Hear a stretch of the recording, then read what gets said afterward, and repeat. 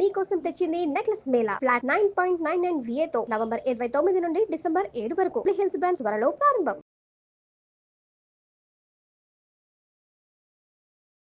నాకు రీసెంట్ గా మ్యారేజ్ అయింది మేడం. నా భర్త కూడా చాలా బాగా చూసుకుంటాడు, కానీ కొన్ని రోజుల నుంచి గొడవలు అవుతున్నాయి మేడం మా ఇద్దరి మధ్యన.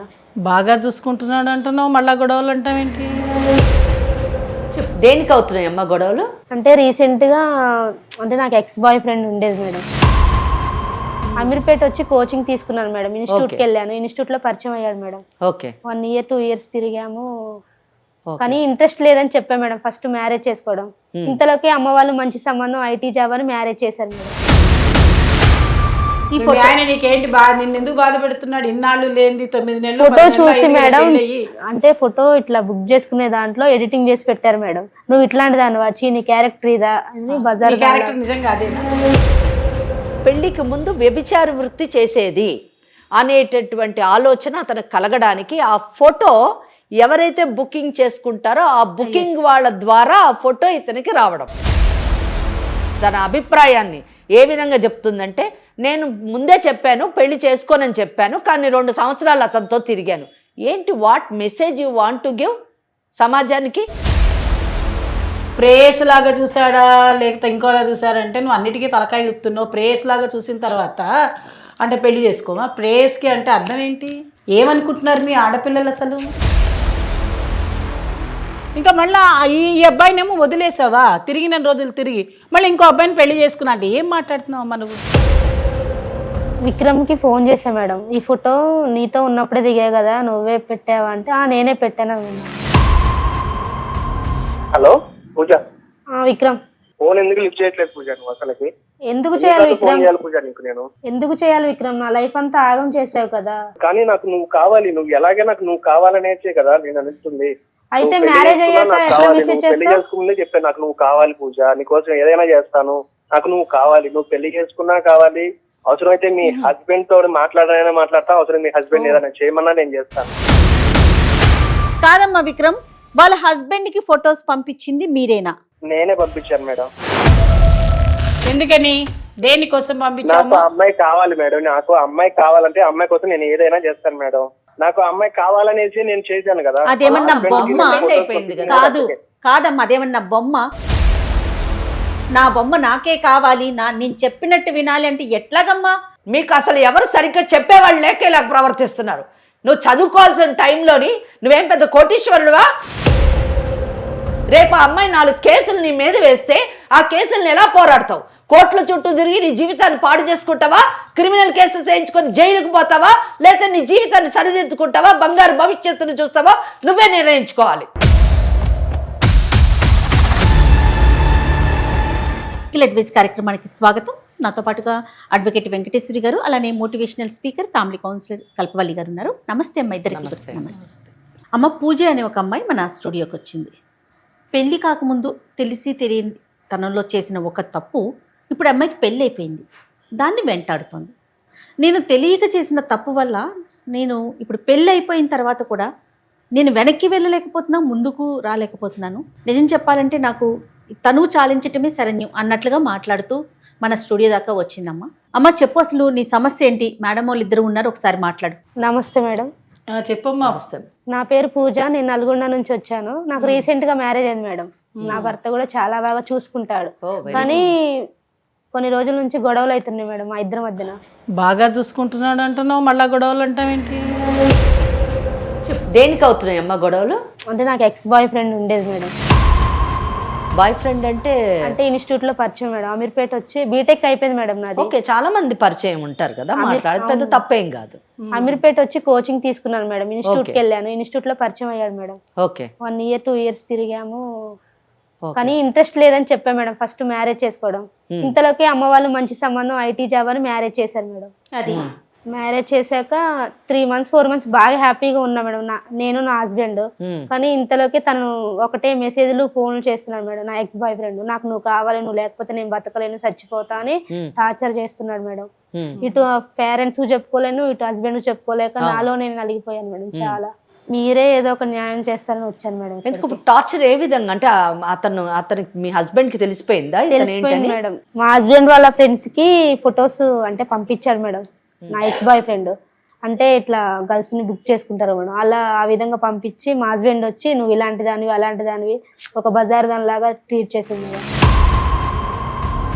నా ఎక్స్ బాయ్ ఫ్రెండ్ అసలు మామూలు టార్చర్ కాదు మేడం. అది అసలు ఇటు పేరెంట్స్ చెప్పుకోలేను, ఇటు ఎవరికి చెప్పుకోలేక నాలో నేను నలిగి. ఆ ఫోటో అతనే పంపించాడని నీకు ఎట్లా తెలుసా? అంటే ఫస్ట్ కోచింగ్ తీసుకునేటప్పుడు దిగాం మేడం. ఆ ఫోటో చూస్తే నువ్వు గుర్తుపట్టావా? ఫోటో మా హస్బెండ్ కి ఎలా వచ్చింది, నువ్వు పంపించావా అని అడిగావా? అంటే దిగింది నేనే మేడం, తెలుసు నాకు. ఇన్స్టిట్యూట్ లో దిగాం మేడం కలిసి. అది ఇట్లా పెట్టేసిండు. మా హస్బెండ్ వచ్చి ఇది నువ్వేనా అని అడిగాడు మేడం. అడిగి నేనే అన్నాను మేడం. నిన్ను బాగా చూసుకుంటున్నాడా నువ్వే అన్నావు. అవును. ఇప్పుడు ఎక్కడి నుంచో ఒక ఫోటో తీసుకొని వచ్చి అది ఎవరైనా మార్ఫింగ్ చేసి ఉండొచ్చు కదా.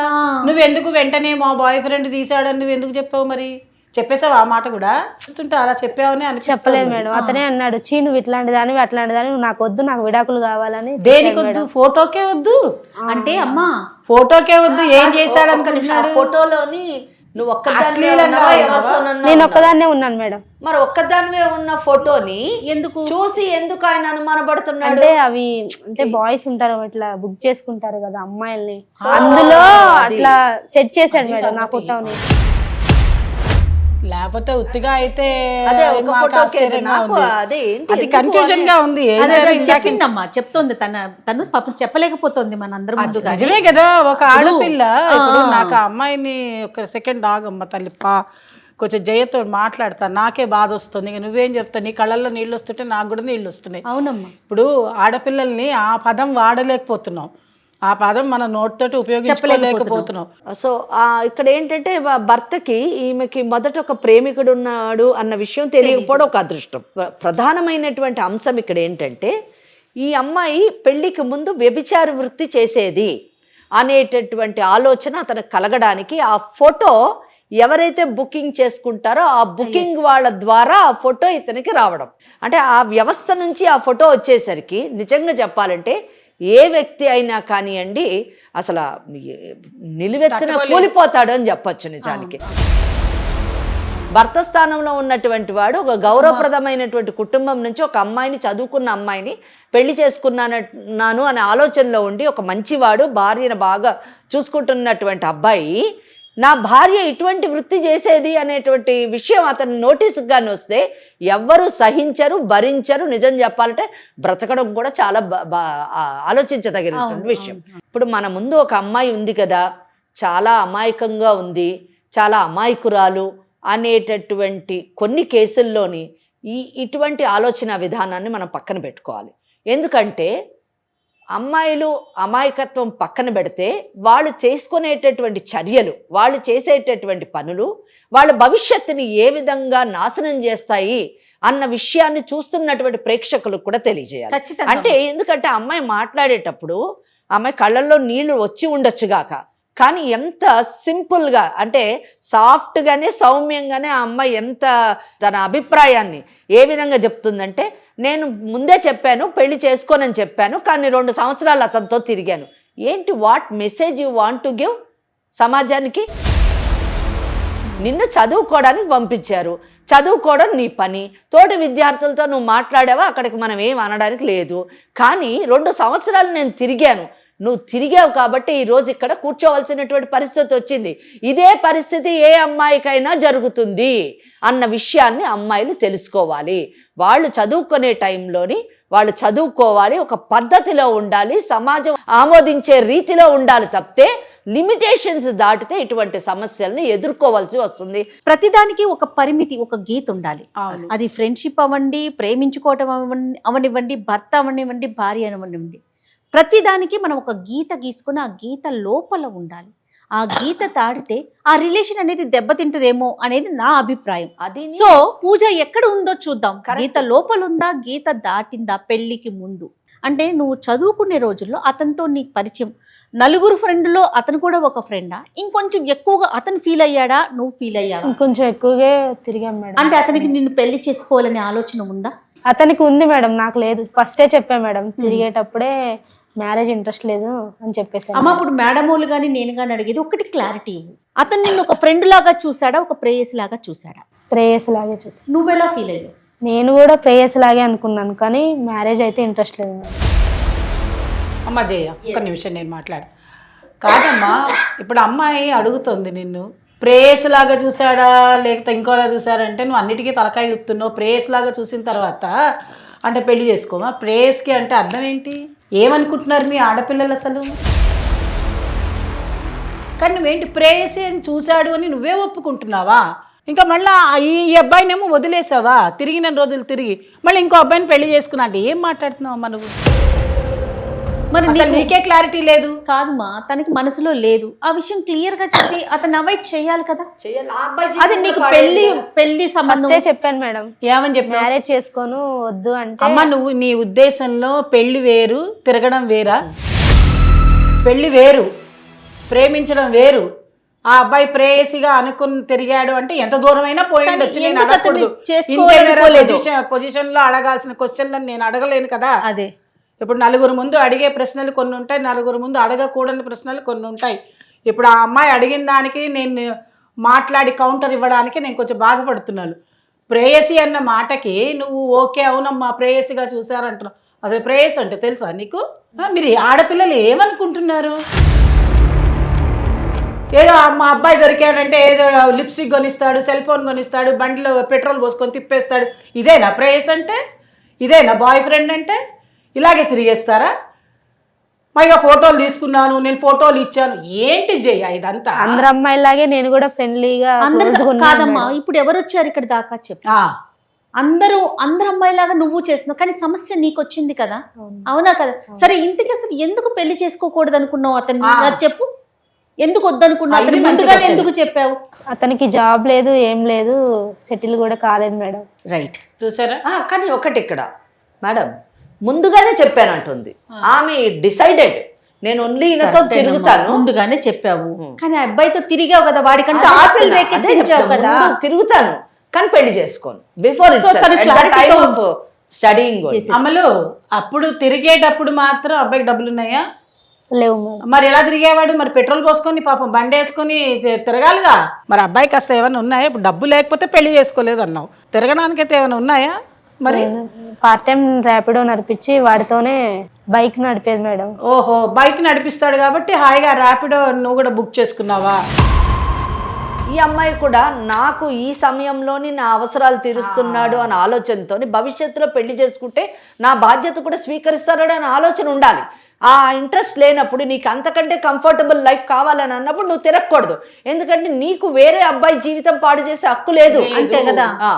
అది తప్పది. బాగానే ఉంది ఆ అబ్బాయి ర్యాపిడో, మంచిగా నీ కంఫర్ట్స్, హ్యాపీగా నిన్ను తిప్పుతున్నాడు, అన్నీ బాగానే చేస్తున్నాడు, మంచిగా తిరుగుతున్నావు, మంచిగా ఒక ట్యాగ్ కూడా పెట్టుకున్నావు. ఆ అబ్బాయి పేరేంటన్నావు? విక్రమ్ మేడం. విక్రమ్కి ప్రేయసిగా చక్కగా హ్యాపీగా తిరుగుతున్నావు, నీకు ఆయన ప్రియుడుగా బాగానే ఉన్నారు. అంతేనా? ఇంకా అంతేనా? ఇంకేమన్నానా? ఇంకా కొంచెం ఇక నేను ఒక స్టెప్ కూడా దాటావా? చెప్పలేను మేడం ఇక ఇవన్నీ. చెప్పలేవు, ఎందుకంటే ఇప్పుడు చెప్తే ఇబ్బంది పొజిషన్లోకి వస్తావేమో అనే ఒక ఆలోచన నీలో ఉంది. కానీ అప్పుడు మాత్రం నువ్వు కంఫర్ట్గా ఉన్నావు, హ్యాపీగా కూడా ఉన్నావు. ఒకటి మేడం, అప్పుడు హ్యాపీ అండ్ కంఫర్ట్. ఇక్కడ ఒక విషయం, ఆ అమ్మాయి ఆన్సర్ తోని మనం అర్థం చేసుకోవాల్సింది ఏంటంటే, ఒకవేళ ఎటువంటిది ఇంకొంచెం ఫార్వర్డ్ కాలేదు అంటే లేదు మేడం అని ఖచ్చితంగా చెప్తుంది. చెప్పలేను అన్నదంటే మనం అర్థం చేసుకోవాలి. ఇప్పుడు మా ఆయన అడుగుతున్నాడా నిన్ను? ఇప్పుడు ఇక్కడ దాకా ఎందుకు వచ్చావమ్మా? నువ్వు నాకు వద్దు, నాకు విడాకులు కావాలంటుంది మేడం, కానీ నాకు నా హస్బెండే కావాలి మేడం. ఇప్పుడు అబ్బాయి రమ్మని పిలవట్లేదా మీ ఆయన ద్వారానో లేకపోతే ఇంకోళ్ళ ద్వారానో? మరి అసలు ఎందుకు అంటున్నాడు మరి మీ ఆయన? ఆయన నీకేంటి నిన్ను ఎందుకు బాధ పెడుతున్నాడు? ఇన్నాళ్ళు లేని 9 నెలలు ఫోటో చూసి మేడం, అంటే ఫోటో ఇట్లా బుక్ చేసుకునే దాంట్లో ఎడిటింగ్ చేసి పెట్టారు మేడం. నువ్వు ఇట్లాంటి దాన్ని వచ్చి నీ క్యారెక్టర్ ఇదా అని బజార్. క్యారెక్టర్ నిజంగా అదేనా? కాదు మేడం, కాదు. ఇప్పుడు మీ ఆయన నిన్ను నాకు అక్కర్లేదు, నీ క్యారెక్టర్ని, నీ క్యారెక్టర్ అసాసినేట్ చేస్తున్నాడు అనే ఒక ఫీలింగ్లో నువ్వు మా దాకా వచ్చావు. సరిపోయింది. అసలు ఖచ్చితమైన పచ్చి నిజం ఏమిటో మాకు కావాలి. మొట్టమొదటిగా నిజాలు లేకుండా ఇద్దరం చెప్పలేం, అమ్మ చెప్పలేదు, నేను చెప్పలేను. కాబట్టి ఇప్పుడు నిజంగా నీవు అతనితోటి ఓ 2 ఏళ్ళో 3 ఏళ్ళో మీరిద్దరు కలిసి తిరిగినప్పుడు నువ్వు ఫోటోలు ఇంకా ఏమేం చేసావో అవన్నీ నీ మనసుకి కరెక్ట్ అనిపిస్తున్నాయా మీ ఆయన నిన్ను అడుగుతుంటే? మొట్టమొదటి ప్రశ్న. రెండవ ప్రశ్న ఏంటంటే, ఈ ఫోటో నిజంగానే ఆ బుకింగ్ చేసుకునే వాళ్ళ దగ్గరికి విక్రమే ఇచ్చాడా, లేదంటే మరెవరి ద్వారా అయినా పోయి మార్ఫింగ్ జరిగిందనే మాట నువ్వు అంటున్నావు కాబట్టి అలాంటివి ఏదైనా జరిగాయా? మూడవది ఏంటి అని అంటే, ఇవన్నిట్లో ఎంతవరకు నిజం ఉంది?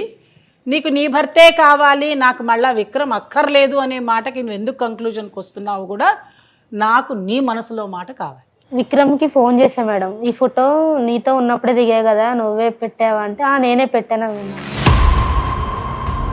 అంటే విక్రమే చేశాడు. ఎందుకు చేశాడంటావు? నేను దక్కలేదు కదా మేడం.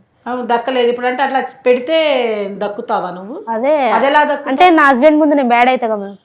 హస్బెండ్ మీరు బ్యాడ్ అయిపోతే ఎట్లా ఇచ్చేస్తే మళ్ళీ వస్తుంది. అంటే డైవర్స్ ఆయన ఇస్తే అప్పుడు మళ్ళీ నిన్ను పెళ్లి చేసుకుంటాడట. అవును మేడం. ఎవరికి చెప్పాడు? నాకే చెప్పాడు. నువ్వు ఎప్పుడు ఫోన్ చేస్తావు మరి? ఆ రోజు ఫోటో అంటే మా హస్బెండ్ చూపించాక కాల్ చేశాను మేడం. అంటే మీ హస్బెండ్ ముందే కాల్ చేసావా? కాదు మేడం, పర్సనల్ గా చేశాను. పర్సనల్ గా కాల్ చేసావు కానీ మీ హస్బెండ్ కి ఏం తెలియదు? తెలియదు. అసలు విక్రమ్ విషయమే తెలీదా మీ హస్బెండ్? తెలియదు మేడం. అదృష్టం. నాకు నా భర్తే కావాలి మేడం, ఎందుకంటే అతను చాలా బాగా చూసుకుంటున్నాడు. ఇప్పుడు విడాకులు కావాలి, నువ్వు నాకు వద్దు అంటున్నాడు మేడం. ఆయన దృష్టిలో నేను బ్యాడ్ అయిపోయినా. నేను 2 సంవత్సరాలు తిరిగాను, పెళ్లి మాత్రం చేసుకోవద్దు అనుకున్నాను అని చెప్పేసి ఈ అమ్మాయి చెప్పడము, దానివలన దాని యొక్క ప్రభావం ఆ పిల్లోడి మీద అంటే ఎవరు విక్రమ్ మీద పడ్డము. అతని జీవితం తప్పకుండా ఒక మానసిక శోభకు లోనై తప్పకుండా పిల్లోడు చాలా అస్తవ్యస్తం అయ్యి ఉండొచ్చు తప్పకుండా.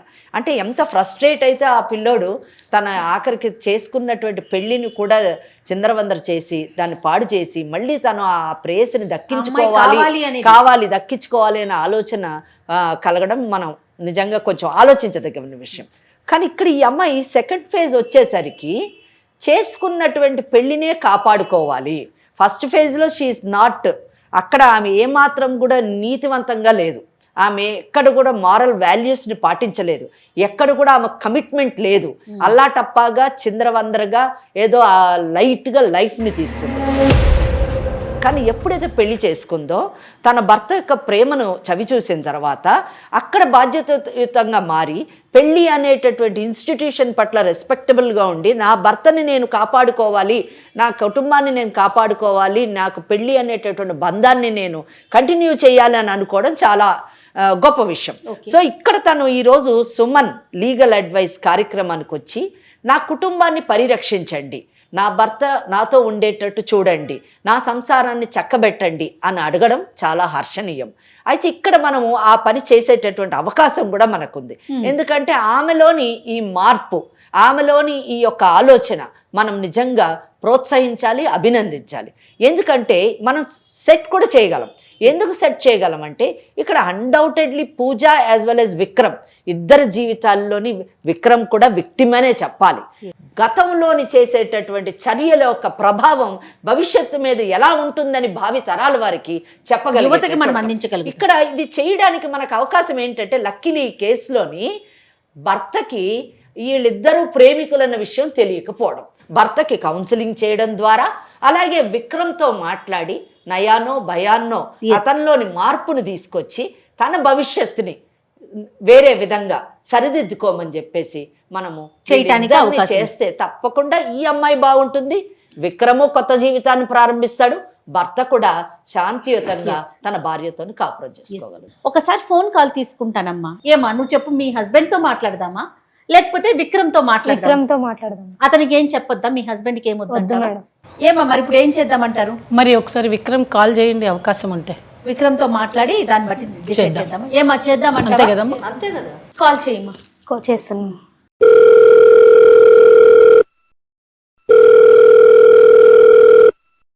హలో పూజ. విక్రమ్ ఫోన్ ఎందుకు లిఫ్ట్ చేయట్లేదు పూజ? నువ్వు అసలుకి ఎందుకు చేయాలి విక్రమ్? పూజ నీకు నేను ఎందుకు చేయాలి విక్రమ్? నా లైఫ్ అంతా ఆగం చేసావు కదా. నేనేం ఆగం చేశాను పూజ నీ లైఫ్ ని? ఇప్పుడు లవ్ చేసుకొని తిరిగాము, బానే ఉంది, కనీసం నాకు చెప్పాలి కదా పూజ. నువ్వు నీకు ఫస్టే చెప్పాగా విక్రమ్, నాకు మ్యారేజ్ ఇంట్రెస్ట్ లేదని చెప్పా కదా. చెప్పావు పూజ, చెప్పలేదనట్లేదు, కానీ నాకు నువ్వు కావాలి, నువ్వు ఎలాగే నాకు నువ్వు కావాలనేసే కదా నేను అనిస్తుంది. అయితే మ్యారేజ్ అయ్యాక పెళ్లి చేసుకుందే చెప్పాను, నాకు నువ్వు కావాలి పూజ, నీకోసం ఏదైనా చేస్తాను, నీకోసం మా ఇంట్లో వాళ్ళని కూడా వదిలేస్తాను అనేసి నీకు చెప్పాను కదా. నాకు నువ్వు కావాలి, నువ్వు పెళ్లి చేసుకున్నా కావాలి, అవసరమైతే మీ హస్బెండ్ తోడు మాట్లాడనైనా మాట్లాడతా, అవసరం మీ హస్బెండ్ ఏదైనా చేయమన్నా నేను చేస్తాను, కానీ నాకు నువ్వు కావాలి. అది విక్రమ్, ఇది తను పూజ సుమన్ టీవీ లీగల్ అడ్వైజ్ అనే ఒక ప్రోగ్రామ్ కి వచ్చారమ్మా. మేము కూడా లైన్ లోనే ఉన్నాము. సారీ నీకు చెప్పలేదు, కానీ ఆ అమ్మాయికి ఏం చేయాలో తెలియక దిక్కుతోచిన స్థితిలో, ఇంకా నా వల్ల కావట్లేదు అనే పరిస్థితిలో వచ్చారు. నాతో పాటు అడ్వకేట్ వెంకటేశ్వరి గారు, అలానే ఫ్యామిలీ కౌన్సిలర్ కల్పవల్లి గారు, ముగ్గురం కూర్చుని ఉన్నాము. నీ వర్షన్ కూడా వింటూ ఉన్నాము. ఏం విక్రమ్ మీరు మాట్లాడేది కరెక్టేనమ్మా? నువ్వు మాట్లాడేది ఒక పెళ్ళైన పిల్లని ఇలా సతాయించొచ్చా? నేను కూడా మీ షో చూస్తాను మేడం. ఇప్పుడు నాకు కూడా మీరు న్యాయం చేయాలి కదా మేడం. తప్పకుండా న్యాయం చేస్తామమ్మా. విక్రమ్, హలో విక్రమ్, ఇక్కడ ఫ్యామిలీ కౌన్సిలర్ ని మాట్లాడుతున్నా నాన్న. ఇప్పుడు మీరిద్దరు ఆ అమ్మాయికి పెళ్లి కాకముందు చక్కగా స్నేహితులు, ఏ తప్పు లేదు, నువ్వు మాట్లాడినవన్నీ 100% కరెక్టే.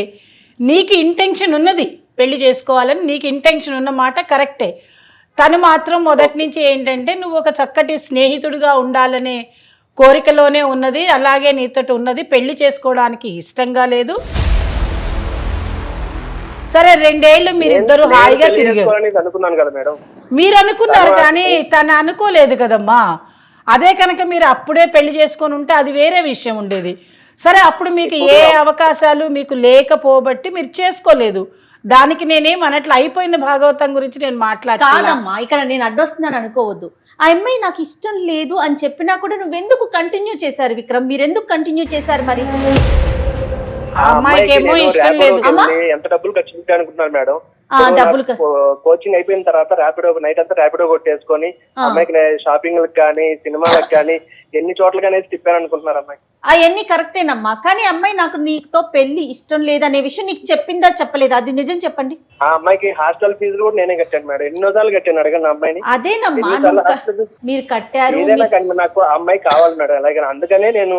అంటే నువ్వు డబ్బులు ఖర్చు పెట్టానని చెప్పి ఆ పిల్లని కావాలనుకుంటున్నట్టు అనిపిస్తా ఉంది. ఇది కరెక్టేనా విక్రమ్? అమ్మాయి క్లియర్ గా చెప్తాను కదా మేడం. అమ్మాయి ఇష్టం ఉండబట్టే కదా నేను ఖర్చు పెట్టింది డబ్బులు. ఇష్టం లేకపోతే అంత డబ్బులు ఎవరు కష్టపడి ఖర్చు పెట్టరు కదా మేడం. నీకు ఇష్టమేనమ్మా, తనకి కాదమ్మా. ఇక్కడ ఏం జరిగిందంటే అతన్ని కూడా మనం తప్పు పట్టడానికి వీల్లేదు. కారణం ఏంటంటే ఇద్దరు హాయిగా సరదాగా తిరిగారు, కానీ ఆ అబ్బాయి ఒక బాధ్యతగా తిరిగాడు. ఆ బాధ్యత ఏమిటి అని అంటే ఈ అమ్మాయిని పెళ్లి చేసుకోవాలి, చక్కగా తనకి కావలసినటువంటి విధానాలన్నీ చూశాడు. హాస్టల్ ఫీజు కట్టడమే కానీ మంచి కోచింగ్ అన్ని చూశాడు. సరే, పెళ్లి చేసుకోవాలనుకున్నాడో చేసుకోలేదు అనుకున్నాడో ఆ తర్వాత రెండో మాట. ఇద్దరు సంతోషంగా తిరిగారు. ఆ అమ్మాయికి కావాల్సిన విషయాలన్నీ అబ్బాయి చూశాడని క్లియర్గా మీతో చెప్తున్నాడు, మనందరం వింటూనే ఉన్నాము. కానీ అదృష్టవశాత్తు దురదృష్టవశాత్తు ఈ పిల్ల మాత్రం ఆ అబ్బాయిని పెళ్లి చేసుకోనన్నమాట మొదటి నుంచి మైండ్లో స్థిరంగా పెట్టుకున్నట్టుంది. తల్లిదండ్రులు చూపించినటువంటి పెళ్లి చేసుకుంటాను, కానీ ఆ అబ్బాయికి చెప్పలేదు అన్నాడు ఫస్టే. తనకి ఒక మాట చెప్పలేదు, నాకే విషయం తెలియదు. అబ్రప్ట్గా వదిలేసింది ఆ అబ్బాయిని. రోడ్డు మీద వదిలేస్తే తన జీవితం పాడైపోయింది. అందరూ ఏమనుకుంటారంటే డబ్బుతోటే జీవితం అనుకుంటారు. డబ్బే కాదు, మానసిక సంఘర్షణ అనేది డబ్బు కన్నా 1000 రెట్లు ఎక్కువ. ఎందుకంటే మెంటల్ యాగనీని ఎవరు తీర్చే పరిస్థితి కాదు. అలాంటి పరిస్థితిలో ఆ అబ్బాయి ఇబ్బంది పడ్డాడు. కానీ ఇప్పుడు ఏంటంటే ఈ అమ్మాయి పెళ్లి చేసుకుని ఒక అబ్బాయికి భార్య అయిపోయింది. కాదమ్మా విక్రమ్, ఇప్పుడు మేడం చెప్పింది అంతా విన్నారు మీరు. వాళ్ళ హస్బెండ్ కి ఫొటోస్ పంపించింది మీరేనా? నేనే పంపించాను మేడం. ఎందుకని, దేనికోసం పంపించాను? నాకు అమ్మాయి కావాలి మేడం. నాకు అమ్మాయి కావాలంటే అమ్మాయి కోసం నేను ఏదైనా చేస్తాను మేడం. ఏదైనా చేసేవాడు త్యాగం చెయ్యాలి. అది ఎందుకంటే నువ్వు ప్రేమించిన వాడైతే ఆ అమ్మాయి బాగుండాలని కోరుకోవాలి కాదు కదా. నాకు అమ్మాయి కావాలనేసి నేను చేశాను కదా. అదేమన్నా బొమ్మ అయిపోయింది కాదు? కాదమ్మా, అదేమన్నా బొమ్మ? నా బొమ్మ నాకే కావాలి, నేను చెప్పినట్టు వినాలి అంటే ఎట్లాగమ్మా విక్రమ్? ఆమె ఒక మనిషి అమ్మా, దానికి ఒక మనసు. ఒక మాట విక్రమ్, ఇంట్లో కూడా కాదనుకుని కూడా ఆ అమ్మాయి కోసం ఎంత చేశాను కాబట్టి అమ్మాయిని పెళ్ళైనా కూడా వదులుకోలేకపోతున్నాను. ఇద్దరు ఎక్స్ట్రీమే. నేను తిరుగుతాను పెళ్లి చేసుకున్నది ఆ అమ్మాయి, తిరుగు నన్ను పెళ్లి చేసుకోపోయినా పర్వాలా, నీ వర్షం నువ్వు నాకు చెప్పినా పర్వాలా, కానీ నువ్వే కావాలని ఇద్దరు ఎక్స్ట్రీమే ఆలోచిస్తున్నారు కదమ్మా. కాదు విక్రమ్, ఒక మాట, నేను లీగల్ అడ్వైజర్ కార్యక్రమంలోని లాయర్ వెంకటేశ్వరిని మాట్లాడుతున్నాను. నిజానికి సాధారణంగా ఇటువంటి కేసుల్లోని నేను కొంచెం ఇమోషనల్గానే స్పందిస్తాను.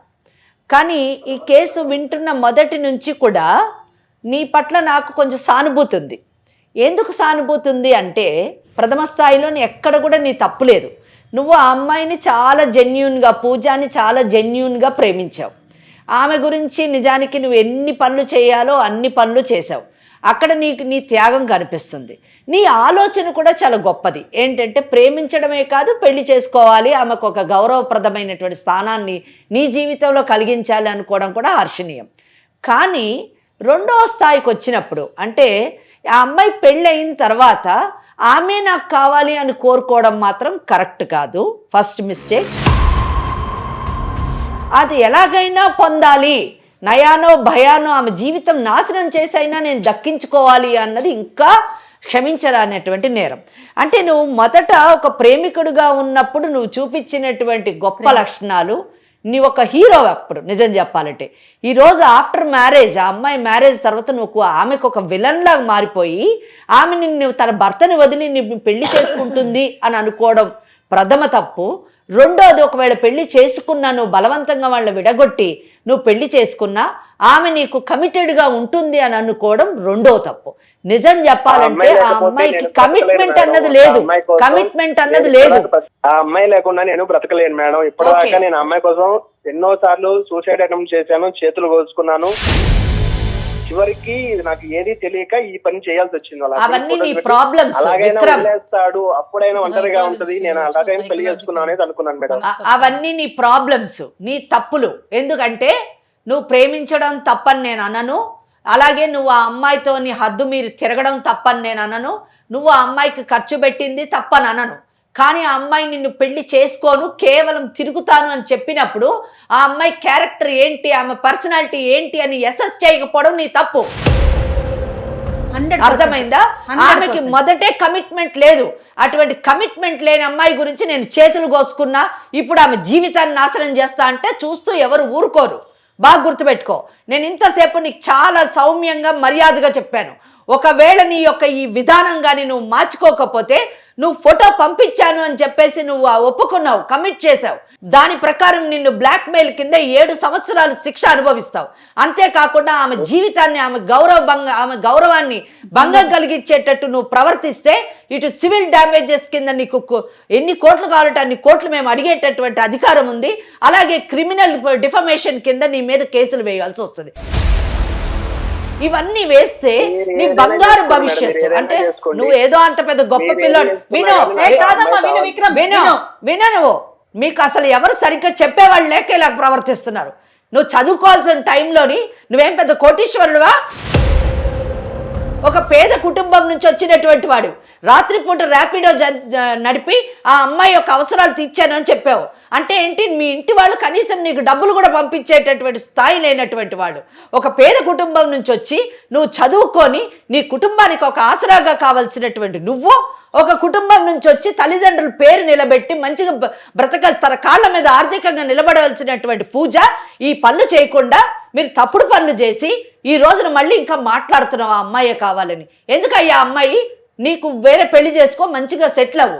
ఇంత మంచిగా చెప్తూ ఉంటే ఎటువంటి ఆర్థిక స్తోమత లేనటువంటి నువ్వు రేపు ఆ అమ్మాయి 4 కేసులు నీ మీద వేస్తే ఆ కేసులను ఎలా పోరాడతావు? కోర్టుల చుట్టూ తిరిగి నీ జీవితాన్ని పాడు చేసుకుంటావా? క్రిమినల్ కేసెస్ వేయించుకొని జైలుకు పోతావా? లేదా నీ జీవితాన్ని సరిదిద్దుకుంటావా? బంగారు భవిష్యత్తును చూస్తావా? నువ్వే నిర్ణయించుకోవాలి. చెప్పిన మాట విను విక్రమ్. నువ్వు యంగ్ ఏజ్ లో ఉన్నావు విక్రమ్, నువ్వు చిన్న వయసులో ఉన్నావు, యంగ్ ఫెలో. నీకు మంచి భవిష్యత్తు ఉంది, మంచి అమ్మాయి దొరుకుతుంది, చక్కగా పెద్దలు చూసినటువంటి పెళ్లి చేసుకో. ఇదంతా గతం ఒక పీడకలగా మర్చిపో. చక్కటి జీవితం. నీ మీద నాకు చాలా గౌరవం ఉంది. నిజం చెప్పాలంటే సానుభూతి కూడా ఉంది. ఎందుకంటే నో డౌట్ ఆ అమ్మాయి నీకు పెళ్ళి అని కూడా చెప్పకుండా నిన్ను మోసం చేసింది, నీ జీవితం అస్తవ్యస్తమైంది అనేటువంటి ఆలోచనలో నువ్వు ఉండడంలో తప్పులేదు. కానీ అయిపోయిన దాన్ని మళ్ళీ బ్యాక్కి తీసుకురావాలని అనుకోవద్దు. Better you concentrate on your future. నువ్వు చదువుకున్నటువంటి వాడివి, మంచి ఉద్యోగం చూసుకో, జీవితంలో సెటిల్గా మీ తల్లిదండ్రులు చూసినటువంటి వివాహం చేసుకో, పెళ్లి చేసుకొని సక్రమమైనటువంటి జీవితాన్ని జీవించి ఎప్పుడు నువ్వు హీరోలాగానే ఉండు. అంతేగాని ఆ అమ్మాయి అనవసరం నువ్వు ఇంకా తెగించి మాట్లాడేవనుకో 4 కేసులు ఆ అమ్మాయి వేస్తుంది, నువ్వు కోర్టుల చుట్టూ జైలుకు పోవాల్సి వస్తుంది. నీకు నిజంగా అవసరమా? You don't deserve that. According to me your a very good boy, you please be remain like that. చట్ట ప్రకారంగా జరగవలసిన విషయాలని నీకే కాదు నీలాంటి యువత అందరికీ కూడా అర్థమయ్యేటట్టు తెలియాలన్న విషయంతో వెంకటేశ్వరి మేడం చెప్పారు. కానీ ఇప్పుడు నువ్వు జరిగిన విషయాన్ని గత అయిపోయిన దాని గురించి మనము కాలాన్ని వెనక్కి వెళ్ళి లాక్కు రాలేం ముందుకి. ఇప్పుడు మనం చేయవలసింది ఏంటంటే ఆ పెళ్ళైపోయిన ఆడపిల్ల జోలికి మనం వెళ్లకుండా ఉంటే మంచిది విక్రమ్. నువ్వు కూడా హాయిగా చక్కగా పెద్దవాళ్ళు కుదిర్చినటువంటి వివాహం చేసుకో. తప్పులు జరిగాయి, ఇద్దరి మూలాన తప్పులు అయిపోయాయి, అవన్నీ దాన్ని మళ్ళీ పోస్ట్ మార్టం చేసి గీకే ఆల్సిన అవసరం లేదు. అయిపోయిన దాని గురించి కాకుండా ఆ అమ్మాయి జీవితంతో చెలగాటాలు ఆడకుండా ఒక అమ్మాయి ప్రేమ త్యాగాన్ని కోరుకుంటుంది నాన్న. హాయిగా చక్కగా ఆ అమ్మాయి పెళ్లి చేసుకుంది, నువ్వు ఇంకా వాళ్ళ భర్తకి చెప్పాలి. ఏమని చెప్పాలి? చక్కగా చూసుకోమని చెప్పాలి. అదేదో ఒకవేళ నిన్ను అడిగితే. కానీ ఆ అమ్మాయి సమర్థించుకునే వ్యవహారం ఆ అమ్మాయిలో ఉన్నది, వాళ్ళ పెద్దవాళ్ళందరూ ఉన్నారు. మాలాంటి కౌన్సిలర్స్ దగ్గరికి భార్యాభర్త వస్తే మేము కౌన్సిలింగ్ చేస్తాము. కానీ ఆ అమ్మాయి జోలికి ఇక ముందు రోజుల్లో పోవద్దు. మగపిల్లలైనా ఆడపిల్లలైనా ఎవరి హద్దుల్లో, ఇందాక జయ మేడం అదే చెప్పింది, ఎవరి హద్దుల్లో వాళ్ళు ఉంటే మంచిది. హద్దులు దాటి ఎవరు ప్రవర్తించకండి, భవిష్యత్తుని పాడు చేసుకోవద్దు. ఒక 2-3 రోజుల్లో విక్రమ్ వచ్చి మిమ్మల్ని కలవాలి. అది ఇక్కడ పూజ మీ వారిని కూడా తీసుకొని రా, మీ ఇద్దరికి కూడా కౌన్సిలింగ్ చేస్తేనే మీరిద్దరు హాయిగా ఉంటారు. ఇది ఒక్క రోజులో అయిపోయేది కాదు. మనసులు అన్నీ చికాకు పడి ఉన్నాయి కాబట్టి ఆడపిల్లలైనా సరే మగపిల్లలైనా సరే ఎవరి హద్దుల్లో వాళ్ళు ఉండాలి. అంతే. నువ్వు చేసిన దానికి నువ్వు కాస్త ఎప్పుడు కూడా ఎలా ఉండాలంటే పశ్చాత్తాపం అనేది జీవితంలో ఉండాలి. రైట్. ఎనీహౌ విక్రమ్ విన్నాడు, ఆలోచిస్తున్నాడని నేను అనుకుంటున్నాను. విక్రమ్ మీకు నేను నెంబర్ షేర్ చేస్తాను, ఒకసారి కలుద్దురు కానీ. ఓకే విక్రమ్? రైట్ మా, రైట్. Thank you. పూజ, ఇక నువ్వు కూడా చాలా జాగ్రత్తగా ఉండాలి. మేడం అన్నట్లుగా పశ్చాత్తాపం అనేది చాలా అవసరం అమ్మా. ఓకేనా? నీ భర్తకు అనుగుణంగా మంచిగా నువ్వు ఉండు. Thank you. రైట్ అమ్మా. థ్యాంక్ యూ అమ్మా. నమస్తే.